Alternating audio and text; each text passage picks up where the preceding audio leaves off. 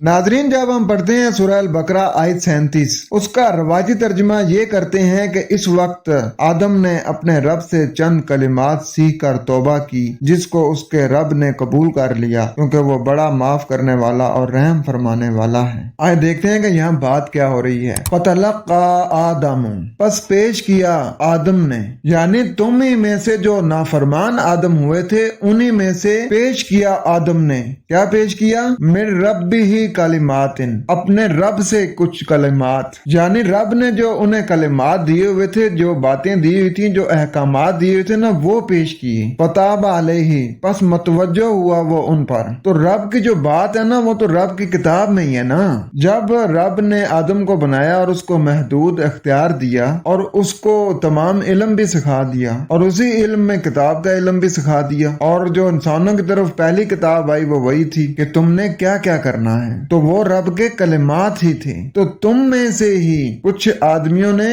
अपने रब के कलिमात पेश किए, तो बस मतवज्जो हुआ वो उन पर। इन्नहु हुवा तव्वाब रहीम, बस बेशक वो रहम से मतवज्जा होने वाला है। नाज़रीन, गौर करेंगे, जब आप अल्लाह की तरफ मतवज्जो होंगे ना और अपनी जो सरकशी है जो आपने की है उससे जब आप पलट आएंगे, तो रब का कानून मकाफात ऐसा है कि वो भी आपकी तरफ पलट आता है और वो फिर आपको सिला भी देना शुरू हो जाता है। जितना आप फरमा बरदारी की तरफ जाते जाएंगे आपका म्यार बढ़ता जाएगा, और जितने नाफरमान होंगे उतना आपका म्यार गिरता रहेगा, फिर आप इहबितू हो जाएंगे। नाज़रीन, आपने इस पूरी आयत का जायजा लिया और वो जो रवायती तौर पे एक मशहूर किस्सा है उसका भी आप जायजा लें, उसको भी सामने रखें कि जो मशहूर किस्सा बयान किया जाता है कि आदम ने जब आसमान की तरफ निगाह डाली तो वहां लिखा हुआ था ला इलाहा इल्लल्लाह मुहम्मद रसूलुल्लाह, और उन्होंने कहा कि अल्लाह पाक उस कलमे के सदके तो हमें बख्श दे, तो अल्लाह ताला ने उन्हें बख्श दिया था। नाजरीन, इन कहानियों से निकलें, रियलिटी की तरफ आएं और सीरियस होके पूरी तवज्जो के साथ कुरान के ऊपर धरना मार के बैठ जाएं। एक एक आयत करके पढ़ें और उसे समझें। आपको पता चल जाएगा कि ये तर्जुमा लिखने वालों ने कहाँ कहाँ डंडियां जानबूझ के मारी हैं और कहाँ कहाँ उनसे गलतियां हो गई हैं। खुश रहें, कुरान के साथ रहें।